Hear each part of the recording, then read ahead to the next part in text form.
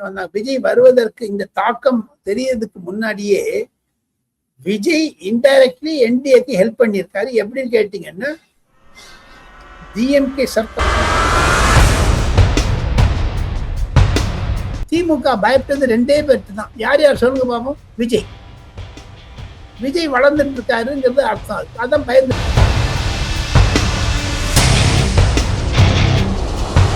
அதே மாதிரி விஜயனுடைய இம்பாக்ட், நான் கடவுளை மறுக்க மாட்டேன், கடவுளை ஏற்க மாட்டேன் என்று ஈவிராம் கொள்கையை விட கடவுளை நான் ஏற்பேன் சொல்லி ஒரு டீவியேஷன் இருக்கு பாருங்க.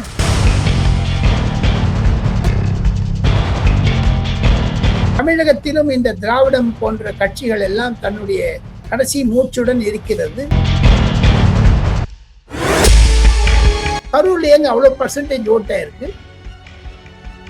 2000 ரூபாய் கொடுத்தான், 8000 ரூபாய் கொடுத்தான், என்ன சொன்னாங்க. But finally what happen? புஷ்ஷுன்னு போயிடுது. நேயர்களே வணக்கம். இன்று நம்முடன் மூத்த பத்திரிகையாளர் திரு டெல்லி ராஜகோபாலன் சார் இணைந்திருக்காங்க. சார் வணக்கம் சார்.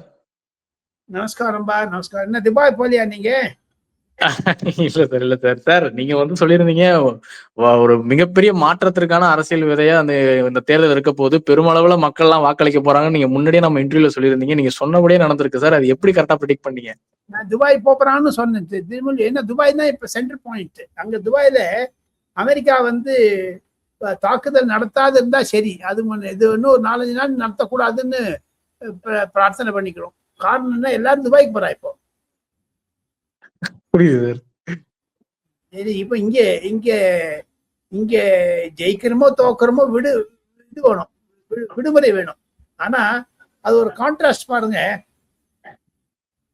பிரைம் மினிஸ்டர் இந்த 25 வருஷத்துல ஒரு நாள் கூட லீவ் எடுத்தது கிடையாது. ஒரு நாள் கூட குடும்பம் இல்லை கூட, அது வேற விஷயம்.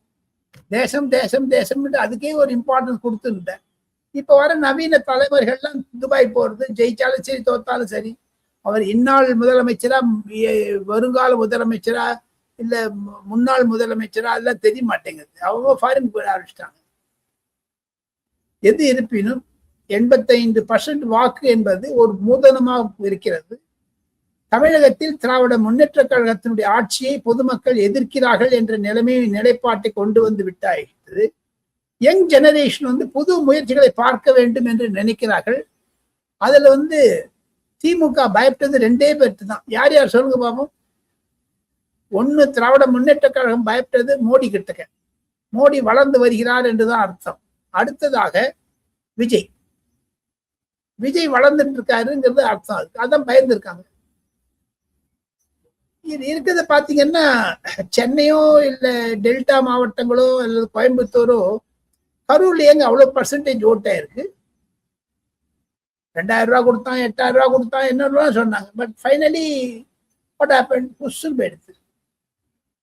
ஒவ்வொருத்தரும் சொல்லலாம், ஒரு எழுதி வச்சுக்கலாம். 4ஆம் தேதி சாயங்காலம் 5 மணிக்கு நம்ம 2 பேரும் பேசலாம்பா. திமுக ஆட்சியிலிருந்து அகற்றப்படும் எழுதி வச்சுக்கலாம். யார் வரா யார் போறாங்கிறதெல்லாம் கீப் தி ஃபிங்கர்ஸ் கிராஸ்ட். யாராலையும் பண்ண முடியாது.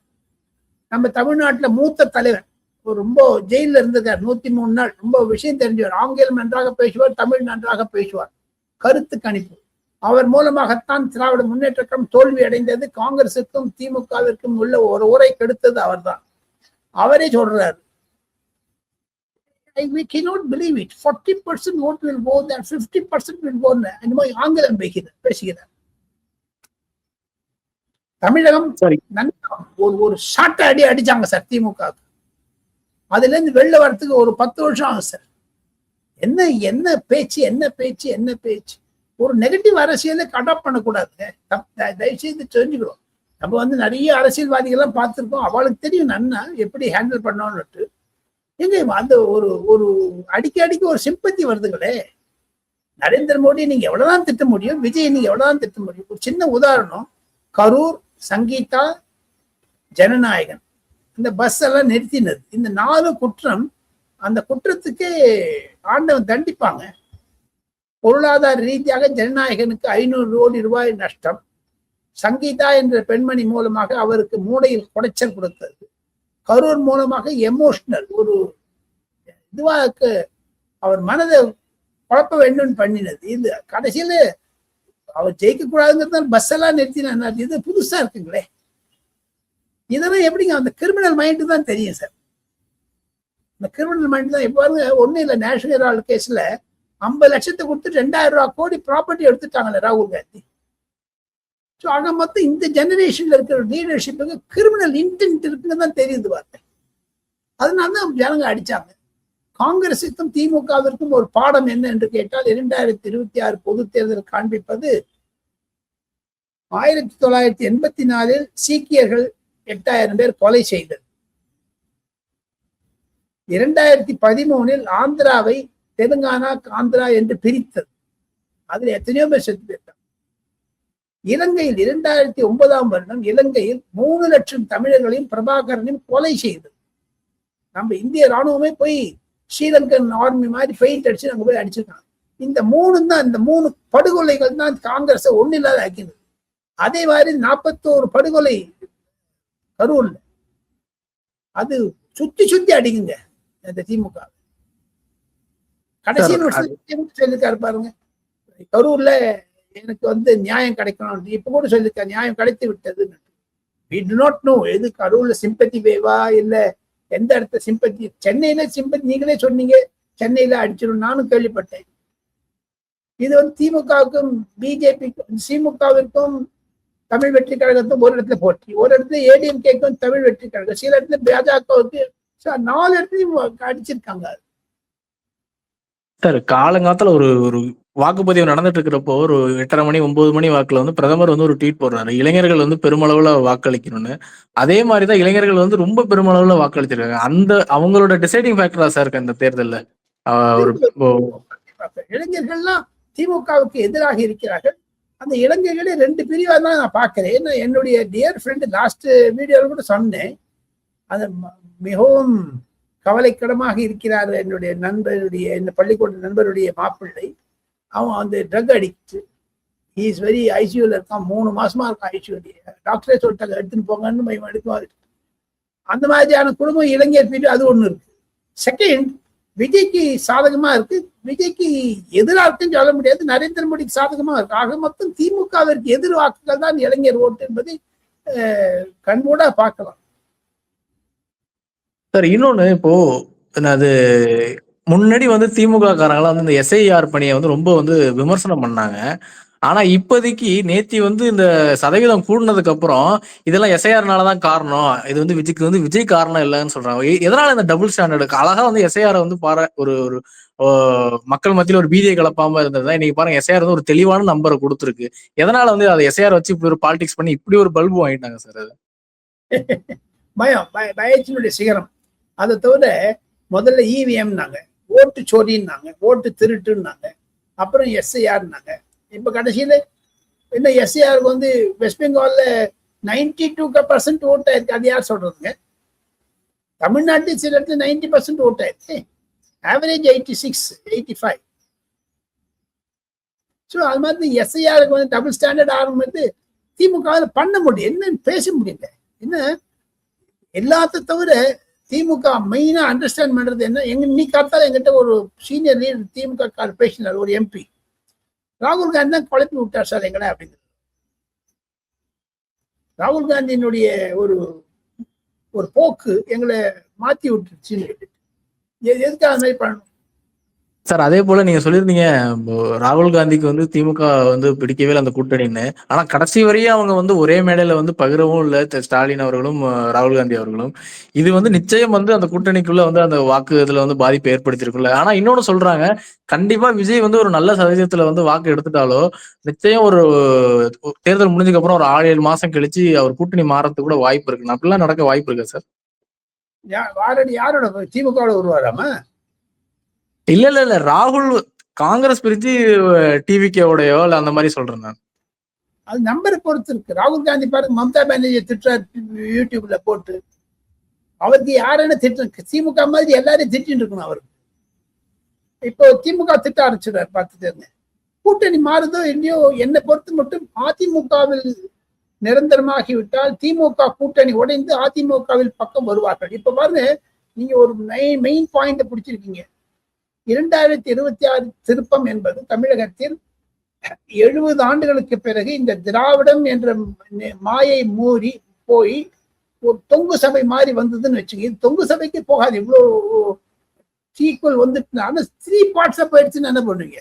33% ஆயிடுச்சுன்னா எல்லாருக்குமே 80 சீட் வந்துட்டுன்னா யாராவது ஒரு 80 போட்டு இப்போ பீகார் ஹரியானா மாதிரி ஆயிடும்.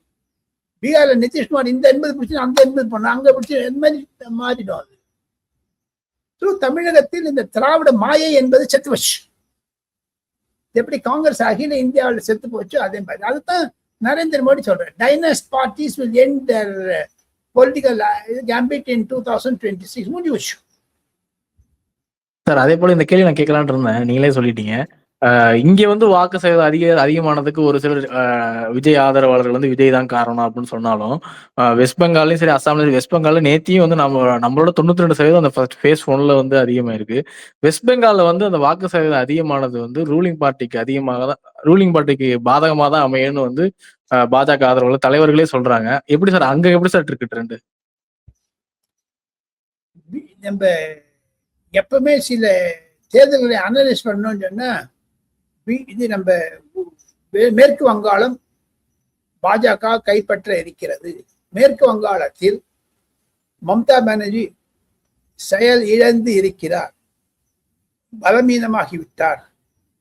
அது தவிர மேற்கு வங்காளத்துல கம்யூனிஸ்ட் கட்சி 0, காங்கிரஸ் கட்சி 0. நேரடி போட்டி பாஜகவிற்கும் திரிணாமுல் காங்கிரஸுக்கும்.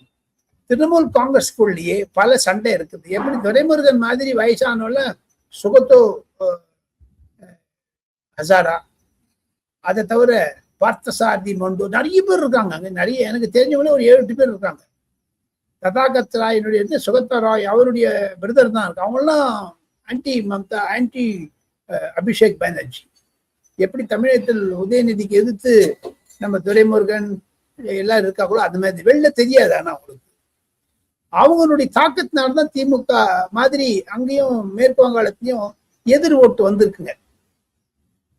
அங்க கலவரத்தை உண்டு பண்ணாங்க கடைசி நிமிஷத்துல.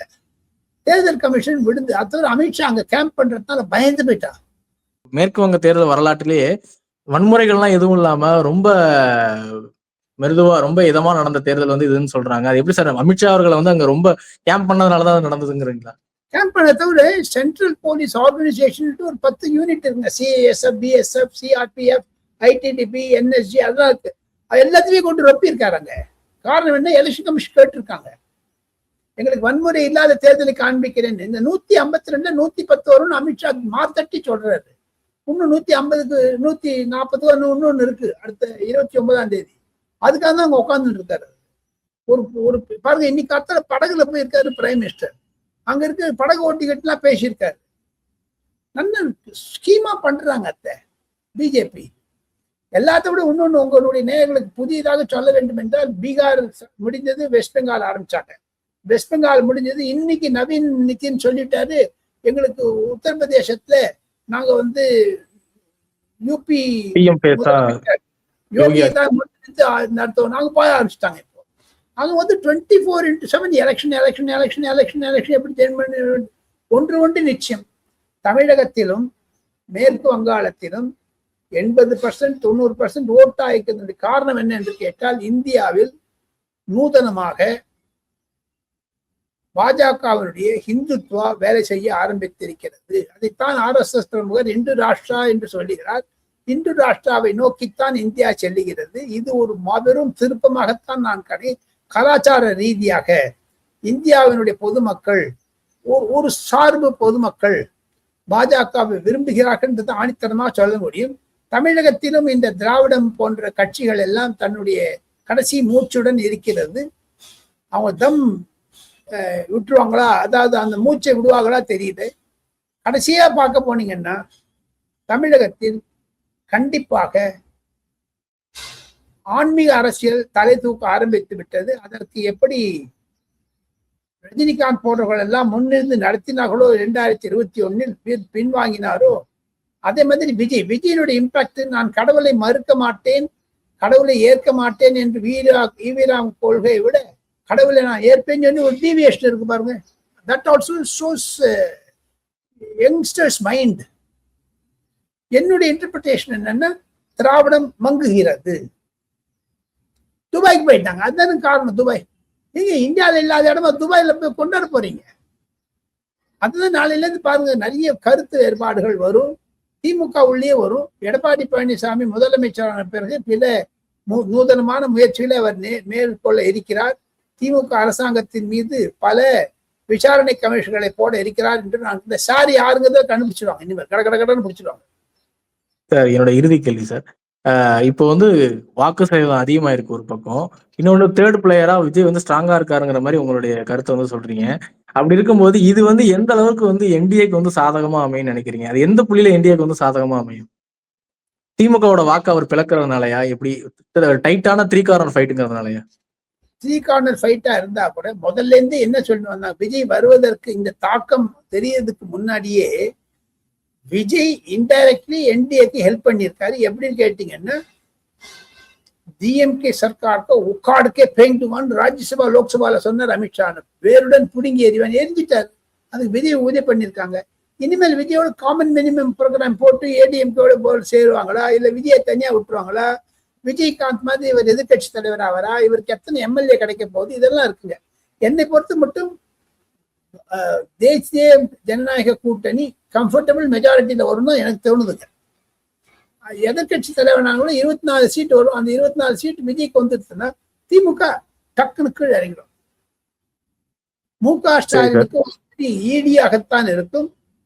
அந்த தமிழ் வெற்றி கழகம் 2029 லோக்சபா தேர்தலில் காங்கிரஸ் பக்கம் போயிடும். அந்த வெற்றி கழக தமிழ் வெற்றி கழகத்தின் தலைமையில் விஜய் தான் போட்டியிடுவார். அதுல காங்கிரஸ் பங்கு இருக்கும். தேமுதிக போயிடும், டிஎம்கே எம்டிஎம்கே போயிடும், சிபிஐ சிபிஎம் போயிடும். ஸோ ஆக மொத்தம் திமுக டிசெக்டட். எப்படி 2026, 25, 24, 23, 22க்கு டவுன் ஸ்டைஸ் பண்ணி போனீங்கன்னா அதிமுகவுக்கு இந்த நிலை, சசிகலா தனியாக, டிடிவி தினகரன் தனியாக, ஓ பன்னீர்செல்வம் தனியாக, இதெல்லாம் போனா பாரு, அந்த மாதிரியான சூழ்நிலை திராவிட முன்னேற்ற கழகத்தில் கண்டிப்பாக ஏற்படும். நீ ஏதி வச்சுங்க. அதிமுக போன திமுக காரங்கள்லாம் வெளில வந்துடுவாங்க. திமுக என்பது அவ்வளவுதான்.